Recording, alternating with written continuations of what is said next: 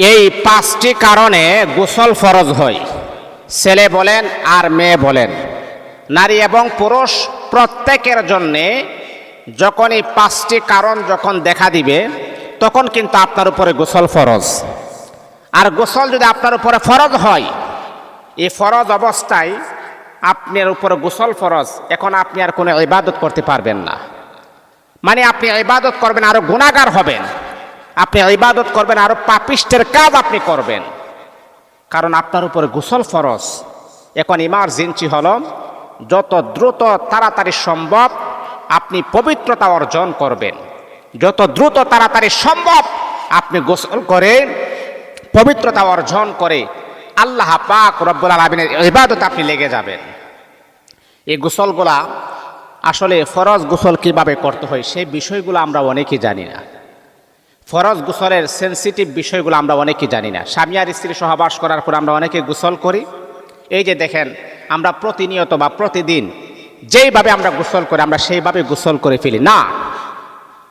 ফরজ গোসলটা হচ্ছে এমন, আপনার গোটা শরীরের যে কোনো অঙ্গে চুল পরিমাণ জায়গাও যদি খালি থাকে, ওই জায়গাতে যদি পানি প্রবেশ না করে তাহলে কিন্তু আপনার গোসল ফরজ হবে না, আপনার গোসলই হয় নাই, আপনি নাপাক রয়ে গেলেন।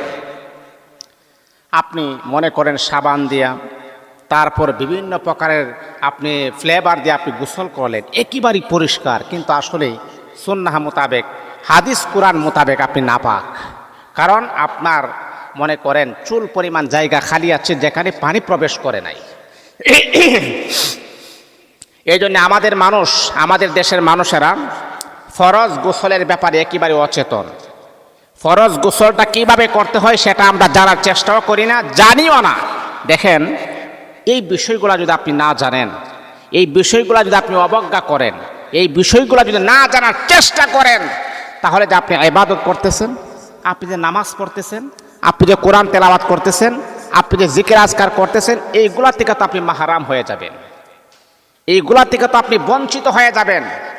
এই জন্যে আমি আপনাদেরকে সাজেস্ট করব, আমি আপনাদেরকে অনুরোধ করব, যেই কারণে গোসল ফরজ হয় এবং গোসল ফরজটা কিভাবে করতে হয় সেই বিষয়গুলো আমি আপনাদেরকে আজকে জানার চেষ্টা করব ইনশাআল্লাহ। তাহলে মূল কথা হলো পাঁচটি কারণে গোসল ফরজ হয়। এক নাম্বার, কথাগুলা আপনারা শুনবেন ধারাবাহিকভাবে, আমি বলছি, ইনশাআল্লাহ আপনাদের উপকার হবে, ফায়দা হবে ইনশাআল্লাহ। এক নাম্বার হলো, স্বামী আর স্ত্রী বৈধ মিলামিশার মাধ্যমে সহবাস করার পরে দুইজনের উপরে আল্লাহ পাক রব্বুল আলামিন গোসলটাকে ফরজ করে দিয়েছেন। আপনার স্ত্রীর সাথে আপনি সহবাস করবেন, এতে করে কোনো গুনাহ হয় না। আপনার স্বামীর সাথে আপনি সহবাস করবেন, শারীরিক মিলন আপনাদের হবে, এটাই স্বাভাবিক। আর দেখেন, এই যে সহবাস আপনি করতেছেন, একজন আরেকজনের কাছ থেকে সুখ নিচ্ছেন, আনন্দ নিচ্ছেন, ভালোবাসা আদান প্রদান করতেছেন, এই সময়টাও আল্লাহ পাক রব্বুল আলামিন আপনাদের আমল নামার ভিতরে সওয়াব লিপিবদ্ধ করে দিবেন, যদিও সেটা হালাল পদ্ধতিতে যদি হয়, নবীর সুন্নাহ মোতাবেক যদি হয়। এখন আমাদের ইয়াং জেনারেশন আমরা অনেকেই লক্ষ্য করে দেখেছি, তারা কি করে জানেন, স্বামী স্ত্রী রাতের বেলা তারা সহবাস করেছেন, সহবাস করার পরে দেখবেন একটা চমৎকার ঘুম চলে আসে। স্বামী আর স্ত্রী যখন মেলামেশা করবেন তখন রাতের বেলা চমৎকার ঘুম হয়। বাবা, এটাই হলো আপনার জন্য একটা পরীক্ষা, আসলে আপনি কি মুমিন নাকি কমিন, আপনি কি ঈমানদার নাকি আল্লাহর প্রতি আপনার কতটুকু ভালোবাসা, আপনি আল্লাহ পাকের কতটুকু পিয়ারা বান্দা হতে পেরেছেন, এটাই হচ্ছে আপনার জন্য আসল পরীক্ষা।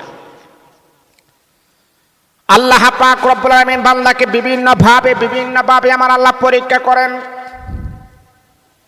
এই বন্ধুরা আমার, আপনি জানেননি স্বামী আর স্ত্রী সহবাস করার পরে, স্বামী আর স্ত্রী বৈধ মিলামিশা করার পরে এত সুন্দর চমৎকার একটা ঘুম চলে আসে, ওই সময় কিন্তু ফজরের নামাজ পড়তে মন চাই না। আর মসজিদের মিনার থেকে মুয়াজ্জিন সাহেব বড় সুন্দর করে ডাকতেছেন, আসসালাতু খায়রুম মিনান নাওম, ঘুম হইতে নামাজ ভালো, ঘুম হইতে নামাজ উত্তম। এখন আপনি কম্পেয়ার করেন, আসলে আল্লাহর ডাকে সাড়া দিবেন নাকি আরামের ঘুমকে আরাম করে আপনি ঘুমাবেন। একটা পরীক্ষা চলতেছে, কি করবেন? আল্লাহ বলতেছেন ঘুম হইতে নামাজ ভালো। আর এখন আপনি সিদ্ধান্ত নেন যে কি করবেন, নামাজ থেকে ঘুম ভালো কি করবে, সিদ্ধান্তটা হচ্ছে আপনার। এটাই হলো পরীক্ষা। আল্লাহ পাক রব্বুল আলামিনের যেই সমস্ত বান্দা বান্দী চোখের মাঝে প্রচুর পরিমাণ ঘুম আছে, তারপরও সে 5 ওয়াক্ত নামাজের জন্য রেডি হয়ে যায়, ফজরের নামাজ পড়ার জন্য সে প্রস্তুতি গ্রহণ করে, আল্লাহ পাক রব্বুল আলামিন অত্যন্ত খুশি হয়ে যায়। আমার আল্লাহ বড় পছন্দনীয় বান্দা হয়ে যায়। আমার আল্লাহ তখন ফেরেশতাকে বলে, ফেরেশতারা রে, তোমরা তো বলেছিলে দুনিয়া থেকে আমার বান্দা ঝগড়া ফাসাদ করবে, দাঙ্গা হাঙ্গামা করবে, আমি আল্লাহর ইবাদত করবে না। ওই যে তাকিয়ে দেখো, এত সুন্দর চমৎকার ঘুম থাকার পরও আমি আল্লাহর বিধানটা আমার বান্দা উল্লঙ্ঘন করেন নাই। স্বামী আর স্ত্রী মিলামিশাও ঠিক আছে, নামাজ পড়াও ঠিক আছে, আর তারাই হলো আমি আল্লাহর প্রকৃত বান্দা বান্দি।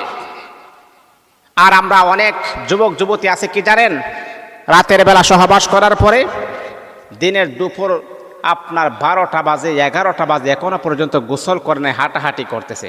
কত বড় রাম কাদার চিন্তা করছেন? কি পরিমাণ নোংরা মানুষ চিন্তা করছেন। গোটা শরীরটা তার নাপাক হয়ে আছে, তারপর সে হাসাহাসি করতেছে, কি সুন্দর দিকে জমিনের মাঝে হাঁটাহাঁটি করতেছে। আপনার উপর গোসল ফরজ আর আপনি হাঁটাহাঁটি করতেছেন। এই রাম কাদাস, তুই জানস কত বড় পাপের কাজ করতেছে। তোর উপর লানত, তোর উপর অভিশাপ, তোর উপর আল্লাহ পাকের গজব যে কোনো মুহূর্তে চলে আসতে পারে। ফরজ গোসল এটা আপনি, ফরজ নামাজ এটা আপনি ফজরের নামাজ আগে কমপ্লিট করে ফজরের নামাজ আপনি অংশগ্রহণ করবেন। এটাই হলো মুসলমানের একটা স্বভাব। আমাদের স্বভাব থাকতে হবে, ভিন্ন ধর্মেদের প্রতি থাকতে হবে না। আমাদের স্বভাব হবে ব্যতিক্রম, ইসলামের ডিরেকশন হবে ব্যতিক্রম। আমরা তো হিন্দু খ্রিস্টান বুদ্ধ নাসারদের মতো কালচার আমরা গ্রহণ করতে পারি না। পশ্চিমা সভ্যতা সংস্কৃতি আমাদের মাঝে অ্যাকসেপ্ট করতে পারি না। আমাদের সভ্যতা হবে মুহাম্মদুর রাসূলুল্লাহ সাল্লাল্লাহু আলাইহি ওয়াসাল্লামের সভ্যতা আমাদের ভিতরে লালন করতে হবে, পালন করতে হবে। এই জন্যে স্বামী আর স্ত্রী সহবাস করলে গোসল ফরজ হয়, আর এই গোসলটা ফজরের নামাজের আগে আপনি কমপ্লিট করে ফেলবেন। ফজরের নামাজও পড়েন নাই, আবার দিনের 11টা বাজে 12টা বাজে, এটা কখনো করবেন না। যদি আপনি করেন তাহলে ফেরেশতাদের অভিশাপ আপনার উপরে পড়তে পারে। স্বামী আর স্ত্রী সহবাস করার পরে 2 জনের উপরে গোসল ফরজ, আর সেই গোসলটা আপনারা করবেন খুবই সুন্দর করে করবেন। আগে প্রত্যেকেরই যার যার লজ্জাস্থানটাকে পরিষ্কার করবেন। পরিষ্কার করার পরে গড়গড়া সহিত খুলি করবেন, তারপর নাকের নরম জায়গাতে পানি প্রবেশ করাবেন, মাথা মাসে করবেন, তারপর আপনি সুন্দর করে পরিপাটিভাবে আপনি গোসল করবেন। চুল পরিমাণ জায়গা যেন আমার খালি না থাকে, তাহলে আপনার গোসলটা সুন্দর হবে, সহি শুদ্ধ হবে। আর যদি চুল পরিমাণ জায়গা খালি থাকে তাহলে আপনি গুনাহগার হবেন, আপনার গোসলটা হয় নাই। এটা হলো 1 নাম্বার। স্বামী স্ত্রী সহবাস করলে গোসল ফরজ হয়। 2 নাম্বার হলো নারীদের পিরিয়ড হলে এবং পুরুষের স্বপ্নদোষ হলে। নারীদের পিরিয়ড মানে কি, যে প্রত্যেক মাসে নির্দিষ্ট সময়ে প্রত্যেকটা নারীর ব্লাড বের হয়, রক্ত বের হয়। এটা প্রত্যেকটা নারীরই আছে। আল্লাহ তাআলা এরকম একটা রোগ দিয়েছেন। এটা অনেকের 3 দিন 5 দিন 7 দিন থাকে। তা প্রত্যেকটা নারীর এটা কোনো মনে করেন এটা কোনো যে একটা আছে না যে হুজুর এইভাবে বলতেছে, না, আসলে এটা প্রত্যেকটা নারীরই। আমাদের আম্মা হাওয়া আলাইহিস সালাতু ওয়াস সালাম থেকে নিয়ে এই পর্যন্ত যত নারী আছে, আমাদের নিজের মাদেরও এই সমস্যা। নারীদের নির্দিষ্ট মাসের নির্দিষ্ট সময়ে রক্ত প্রবাহিত হয় শরীর থেকে, মানে তার জোয়ারি থেকে বা তার লজ্জাস্থান থেকে পিরিয়ডের সময় যে রক্ত প্রবাহিত হয়, এটা 3 দিন 5 দিন 7 দিন থাকে। ওই সময় রক্ত যে সময় ঝরে, রক্ত যে সময় প্রবাহিত হয়, ব্লাড বের হয়, ওই সময় আপনি নামাজ পড়বেন না, কোরআন তেলাওয়াত করবেন না, জিকির আজকার করবেন না। যখন আপনার রক্ত পড়া বন্ধ হয়ে যাবে, যখন আপনি দেখতেছেন একেবারে আর ব্লাড বের হয় না, তখন আপনার উপরে গোসল ফরজ। এ আমার মা, তখন কি আপনার উপরে গোসল ফরজ। পরিষ্কার পরিচ্ছন্ন হয়ে গোসল ফরজ, পরিষ্কার পরিচ্ছন্ন হয়ে যেই নামাজ সামনে আসবে সেই নামাজটা ফরজ হয়ে যায়। আর ব্লাড বের হওয়াকালীন যত নামাজ গিয়েছে এগুলো আল্লাহ তাআলা আপনাকে ক্ষমা করে দিবেন, মাফ করে দিবেন। এটা আল্লাহ তাআলার তরফ থেকে আপনার জন্য একটা নিয়ামত স্বরূপ আমার আল্লাহ দিয়েছেন। আল্লাহ পাক রব্বুল আলামিন এই নিয়ামতটা আপনাদেরকে দিয়েছেন। আমার আল্লাহ বলেন, বান্দে তোমার শরীর থেকে ব্লাড বের হচ্ছে, তোমার শরীর থেকে রক্ত প্রবাহিত হইতেছে, এই আমার বান্দে এই জন্য তোমার উপরে গোসল ফরজ। কিন্তু তোমার শরীর থেকে যে রক্ত প্রবাহিত হইতেছে ওই সময় তোমাকে নামাজ পড়া লাগবে না, ওই সময় তোমাকে কোরআন তেলাওয়াত করা লাগবে না, ওই সময় তোমাকে জিকির আজকার করা লাগবে না। আমি আল্লাহ ক্ষমা করে দিয়েছি, আমি আল্লাহ মাফ করে দিয়েছি। যখন তোমার ব্লাড বন্ধ হয়ে যাবে সাথে সাথে তোমার উপরে গোসল ফরজ হয়ে যাবে। গোসল করে নেবেন, পরিষ্কার পরিচ্ছন্নতা বজায় রাখবেন, তারপরে স্বামীর সাথে সহবাস করবেন। কিন্তু ব্লাড মানে পিরিয়ডের সময় স্বামীর সাথে সহবাস করবে না। চিকিৎসা বিজ্ঞান বলেছেন একটা মহিলার যখন পিরিয়ড চলতেছে, রক্ত প্রবাহিত হচ্ছে, ব্লাড বের হচ্ছে, ওই সময় যদি আপনি সহবাস করেন তাহলে আপনার মৃত্যু হওয়ার একটা ঝুঁকি বাড়তে পারে। যে কোনো সময় আপনাদের অঘটন ঘটার একটা সম্ভাবনা থাকে, এই জন্য এই কাজগুলো কখনো করা যাবে না। এবং পুরুষের স্বপ্ন দোষ হলে, আমরা অনেক পুরুষ আছি রাতের বেলা ঘুমানোর পরে আমরা বিভিন্ন প্রকারের দুঃস্বপ্ন আমরা দেখি, অথবা রাতের বেলা আপনি সহবাস করতেছেন নিজের স্ত্রীর সাথে, আপনি প্রবাসে আছেন, আপনি আপনার স্ত্রীর সাথে আপনি সহবাস করতেছেন, এইরকমটা যদি আপনি দেখেন যে সহবাস আপনি করতেছেন, অথবা বিভিন্ন প্রকারের দুঃস্বপ্ন দেখার পরে আপনার স্বপ্নদোষ হয়ে গেছে, যেহেতু আপনার স্বপ্নদোষ হয়ে গেছে তাহলে আপনি নাপাক হয়ে গেছেন, আপনার উপরে গোসল ফরজ। স্বপ্নদোষ হওয়ার পরে আপনি সাথে সাথে গোসল করে নেবেন, শরীরটাকে পবিত্র করে ফেলবেন আপনি। তাহলে 2 নাম্বার হলো নারীদের পিরিয়ড হলে এবং পিরিয়ড যখন বন্ধ হয়ে যাবে তখন গোসল ফরজ, আর ছেলেদের স্বপ্নদোষ হলে তখন তার উপরে গোসল ফরজ। এটা হলো 2 নাম্বার। 3 নাম্বার হলো সন্তান প্রসবের পর রক্তপাত বন্ধ হলে। একজন নারীর যখন সন্তান পৃথিবীতে, যখন তার পেটে সন্তান থাকে, এই সন্তান যখন ভূমিষ্ঠ হয়, ভূমিষ্ঠ হওয়ার পরে দেখবেন প্রচুর পরিমাণে রক্ত ঝরে। একজন নারীর প্রচুর পরিমাণে রক্ত ঝরে, 40 দিন পর্যন্ত এই রক্তগুলো আস্তে আস্তে যায়।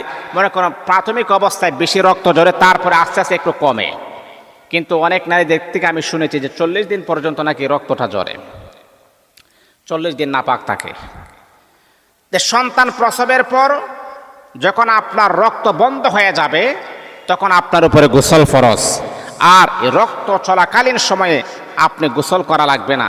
মনে করেন আপনি গোসল করতে পারেন আপনার শরীরটাকে আপনি মানে একটু হালকা করার জন্য, কিন্তু আপনার শরীর, আপনি যে গোসল করতেছেন এত করে ফরজ গোসল কিন্তু আদায় হচ্ছে না। যখন একেবারে ব্লাড যখন বন্ধ হয়ে যাবে তখন আপনি গোসল করবেন, আপনি ফরজিয়ত আদায় হবে, আর ব্লাড বন্ধ হওয়ার পরে নামাজ পড়া আপনার উপরে ফরজ হয়ে যাবে। আহারে, সন্তান প্রসবের সময় যে কি পরিমাণ ব্যথা বেদনা কষ্ট যন্ত্রণা একজন মা সহ্য করতে হয়, এটা নিজের স্বচক্ষে আমি দেখেছি। তা আসলে আমি তো এখানে ফ্যামিলি নিয়ে আসি, এখানে আমার স্ত্রীরও মা নাই, বাবাও থাকে না, আমারও মা বাবা এখানে থাকে না, তা তার সেবা যত্নটা মোটামুটি আমাকে একটু করতে হয়। তে সন্তান প্রসবের যে ব্যথা বেদনা এটা আগে আমরা শুনতাম কিন্তু স্বচক্ষে দেখতাম না, কিন্তু আমার ওয়াইফের যে সন্তান হওয়ার যে একটা ব্যথা বেদনা এটা নিজের স্বচক্ষে আমি দেখেছি। এত কষ্ট, এত পরিমাণ কষ্ট যন্ত্রণা, একটা সন্তান ভূমিষ্ঠ হয়ে পৃথিবীতে আসার আগ মুহূর্তে যে কি পরিমাণ কষ্ট আমি নিজের স্বচক্ষে আমি দেখলাম। 4 থেকে নিয়ে 5 ঘন্টা হবে এই পরিমাণ ব্যথা বেদনা অস্থির হয়ে গেছে। ব্যথা বেদনা সহ্য করতে না পেরে সে আমাকে বলল, আমাকে তুমি ক্ষমা করে দাও, মনে হয় আমি আর বাঁচব না, মারা যাব। ব্যথা বেদনা আমারও সহ্য হয় না। কিন্তু যেই মা এত কষ্ট করে ওই মা একবারও এই কথা বলেন আমার সন্তান যেন মরে যায়, আমি যেন সুস্থ হয়ে যায়। মাটা বলে কি জানেননি, আমি মারা যাই কোনো সমস্যা নাই, আমার পেটের যে সন্তানটা আছে সেই সন্তানটা যেন সুন্দরভাবে ভূমিষ্ঠ হয়। কত সুন্দর মা, কি পরিমাণ পরিশ্রম করে। আর ওই সন্তান পৃথিবীতে আসার পরে যেই মা 5 ঘন্টা 7 ঘন্টা এত ব্যথা বেদনা অস্থির হয়ে গেছে, যখন সন্তানের কান্নাটা শুনতে পারে, সন্তানের চেহারাটা দেখে, মা এমন একজন রহমতের মা, 10 মাস 10 দিনের কষ্ট সেকেন্ডের ভিতরে মা ভুলে যায়। আল্লাহু আকবার, আল্লাহু আকবার। দেখছেন একটা কি পরিমাণ মায়া, কি পরিমাণ মোহাব্বত, কি পরিমাণ একটা ভালোবাসা আল্লাহ মার অন্তরের ভিতরে আমার আল্লাহ ফিট করে দিয়েছেন। এই জন্য বাবা, আমি আপনাদেরকে সাজেস্ট করব, মাকে কষ্ট দিবেন না, মাকে কখনো আঘাত দিবেন না, মাকে কখনো কষ্ট প্রয়োগ করবে না। মা তোমার জন্য অনেক কষ্ট করেছে, তোমার কাছ থেকে মা ডাক শোনার জন্য তোমার মা প্রচুর পরিমাণে প্রচুর লেভেলের কষ্ট সহ্য ত্যাগ স্বীকার করেছেন। ওই মাকে কষ্ট দেওয়া যাবে না। এটা হলো 3 নাম্বার, যে সন্তান প্রসবের সময় রক্ত যে বন্ধ হয় বা রক্ত বের হয়, রক্ত বন্ধ হওয়ার পরে গোসল করা ফরজ হয়। 4 নাম্বার হলো মৃত ব্যক্তি, একটা মানুষ যখন মারা যায় সে মৃত হয়ে যায়, আর মৃত ব্যক্তিকে জীবনে শেষ গোসল দেওয়ানোর জন্য কিছু লোক থাকে, তারা গোসল করায়। গোসল করানোর লোক, কারণ হচ্ছে মৃত ব্যক্তিকে যারা গোসল করাবে তাদের উপরে গোসল করা ফরজ। যে মানুষটা মারা গেছে সে তো গোসল করবে, যে ওই মানুষটাকে গোসল করাবে, সহজ কথা হচ্ছে মৃত ব্যক্তিকে যারা গোসল করাবে তাদের জন্য গোসল করা ফরজ, সে গোসল করতেই হবে। এই জন্যে বাবা, যারা মৃত ব্যক্তিকে গোসল করান, এটা কিন্তু একটা মারাত্মক লেভেলের একটা ইবাদত। এই ইবাদত আমরা অনেকে মৃত ব্যক্তিকে গোসল করাতে পছন্দ করি না। আমরা অনেকে মৃত ব্যক্তিকে গোসল করানোর কাজটা আমরা করি না। কিন্তু আপনি জানেন, একটা মানুষের জীবনের শেষ মুহূর্তে আপনি তাকে সুন্দর করে তাকে গোসল করাচ্ছেন, আপনি তাকে পরিপাটিভাবে তাকে গোসল করাচ্ছেন, তার কাফন দাফনের ব্যবস্থা আপনি করছেন। এটার কারণে এমন হতে পারে আল্লাহ পাক রব্বুল আলামিন আপনাকে ক্ষমা করে দিয়ে আমার আল্লাহ আপনাকে জান্নাতি বলে ঘোষণা করবেন ইনশাআল্লাহ। এই জন্যে মৃত ব্যক্তিকে গোসল করানো একটা মারাত্মক লেভেলের একটা ইবাদত। সেই ইবাদতটা কখনো আপনারা একেবারে শেষ করে দিবেন না। তাহলে 4 নাম্বার হলো, যেই সমস্ত আল্লাহ পাক রব্বুল আলামিনের বান্দা বান্দী যারা মৃত ব্যক্তিকে যারা গোসল করাবে, মৃত ব্যক্তিকে যারা গোসল করাবে, ওই সমস্ত ব্যক্তিরা তাদের জন্য গোসল করা ফরজ, তারা কিন্তু গোসল করতে হবে। যেই নিয়মে যেভাবে ফরজ গোসল করা হয় ওই নিয়মে আপনি ফরজ গোসলটা কমপ্লিট করতে হবে। তাহলে মনে রাখতে হবে, এই যে আপনি একটা কাজ করলেন, একটা মানুষকে আপনি গোসল করালেন, একটা মানুষকে আপনি পবিত্র করালেন, একটা মানুষকে আপনি একেবারে পরিষ্কার করালেন, এমন হতে পারে আল্লাহ পাক রব্বুল আলামিন আপনার জীবনের সমস্ত গুনাহগুলোকে পরিষ্কার করে আমার আল্লাহ পবিত্র করে দিবেন। এই জন্য মৃত ব্যক্তিকে গোসল করাবেন, এটা একটা ইবাদতের কাজ। এটা হলো 4 নাম্বার। 5 নাম্বার হলো অমুসলিম ইসলাম গ্রহণ করলে, একটা মানুষ অমুসলিম কিন্তু সে চাচ্ছে ইসলামের ছায়াতলে আশ্রয় গ্রহণ করবে, তার অন্তরের ভিতরে ইসলামের প্রতি এক প্রকারের মায়া মোহাব্বত ভালোবাসা কাজ করতেছে। সে গবেষণা করেছেন, রিসার্চও করেছেন, না ইসলাম ধর্ম তো আসলে শ্রেষ্ঠ ধর্ম। আমাদের ধর্মে মানুষ মারা গেলে তাকে আগুন দ্বারা পুড়ে ফেলা হয়, আর ইসলাম ধর্মে দেখেন একটা মানুষ মারা গেলে কত সুন্দর করে তাকে গোসল করানো হয়, তারপর তার প্রতি সম্মান বজায় রেখে তাকে দাফন করানো হয়, তার প্রতি সম্মান বজায় রেখে জীবনের শেষ মুহূর্তে জানাজা পড়া হয়, তারপর সুন্দর করে আদবের সাথে তাকে মাটি দেওয়া হয়। এই রকম দৃশ্য দেখেও অনেক অমুসলিম কালিমা পড়ে মুসলমান হয়ে গেছে। আল্লাহ পাক রব্বুল আলামিন কোরআনে হাকিমের ভিতরে আমার আল্লাহ বড় সুন্দর চমৎকার আকারে আমার আল্লাহ জানায়া দেন, ইন্নাদ-দীনা ইনদাল্লাহিল ইসলাম। আল্লাহ পাক রব্বুল আলামিন বলে, হে পৃথিবীর মানুষেরা, এই পৃথিবীতে যত ধর্ম আছে সবচাইতে দামি ধর্মের নাম হলো ইসলাম। এই পৃথিবীতে অনেক ধর্ম আছে, ইহুদি, খ্রিস্টান, বৌদ্ধ, নাসারা, হিন্দু এবং কত প্রকারের ধর্ম আছে, কিন্তু আমার আল্লাহ সবচাইতে দামি ধর্মের নাম ইসলাম বলে গ্রহণ করেছেন। আর আল্লাহ পাক রব্বুল আলামিন সেই ইসলামের ছায়া তলে আমাদেরকে আশ্রয় দিয়েছেন। এই নিয়ামতের শুকরিয়া আদায় করলে জীবনে কখনো শেষ হবে না। আজকে যদি আমি খ্রিস্টান হইতাম, আজকে যদি আমি বুদ্ধ হইতাম, তাহলে আমি কোরআন বুঝতাম না, আমার রাসূলকে আমি মানতে পারতাম না। আমার আল্লাহ একক অদ্বিতীয়, আল্লাহ ছাড়া পৃথিবীতে আর কোনো মাবুদ নাই, আখেরাতে আর কোনো মাবুদ নাই, যিনি স্বয়ং স্বপনে আমার আল্লাহ এত সুন্দর রবকে আমি স্বীকৃতি করতে পারতাম না, আল্লাহকে এক বলে ঘোষণা করতে পারতাম না। আজকে আমাকে মুসলমানের ঘরে জন্ম দিয়েছেন, আমি আমার রাসূলকে মানি, আমি আমার আল্লাহকে মানি, তাহলে এটা তো একটা সুবর্ণ সুযোগ। আবার আরেকটা বিষয় হচ্ছে, আমাকে আল্লাহ তাআলা এতটাই কবুল করেছেন, আরে ভাই আমার টাকা পয়সা ব্যাংক ব্যালেন্স না থাকুক, কিন্তু আল্লাহ আমাকে এতটাই কবুল করেছেন, আখিরে জামানার পয়গম্বর বিশ্বনবী মুহাম্মদুর রাসূলুল্লাহ সাল্লাল্লাহু আলাইহি ওয়াসাল্লামের উম্মত হিসেবে আমাকে কবুল করেছেন। সুবহানাল্লাহি ওয়া বিহামদিহি সুবহানাল্লাহিল আযীম। সম্মানিত হাজিরিন, অমুসলিম ইসলাম গ্রহণ করলে তার উপর গোসল ফরজ হয়। অমুসলিম যখন ইসলাম গ্রহণ করবে, ইসলাম গ্রহণ করার আগে তাকে গোসল করতে হবে। ফরজ গোসল যেভাবে করা হয়, কারণ তার শরীরটা নাপাক ছিল, সে তো অমুসলিম, প্রস্রাব করে পানি লই না, কারণ মুসলমানরা প্রস্রাব করে ঢিলাকুলুপ করে পানি লই, এবং মুসলমানরা তাদের শরীর তাকে পবিত্র, সে তো অমুসলিম, সে প্রস্রাব করে পানি লই না। যেহেতু সে ইসলামের ছায়াতলে আশ্রয় গ্রহণ করবে, অবশ্যই তাকে গোসলটা সুন্দরভাবে করতে হবে। ফরজ গোসল যেভাবে করে সেইভাবে সে গোসল করতে হবে। এই বন্ধুরে আমার, আপনি জানেন একজন মুসলিম যখন ইসলাম গ্রহণ করে, আল্লাহ পাক রব্বুল আলামিন তাকে কতটাই পছন্দ করেন আপনি জানেন। আল্লাহ পাক রব্বুল আলামিনের হাবিব বিশ্বনবী বললেন, একজন মায়ের সন্তান যখন পৃথিবীতে আসে, একটা শিশু, নাবালেগ শিশু যখন মায়ের পেট থেকে যখন পৃথিবীতে জন্মগ্রহণ করে, ওই শিশুটার যেমন করে তার কোনো গুনাহ থাকে না, নিষ্পাপ মাসুম। একটা অমুসলিম যখন কালিমা পরে মুসলমান যখন গ্রহণ করবে, কালিমাওয়ালা মুসলমান যখন হয়ে যাবে, আল্লাহ পাক রব্বুল আলামিন ওই নিষ্পাপ মাসুম বাচ্চার মতো ওই অমুসলিমকে আমার আল্লাহ পবিত্র বানায়া দিবেন।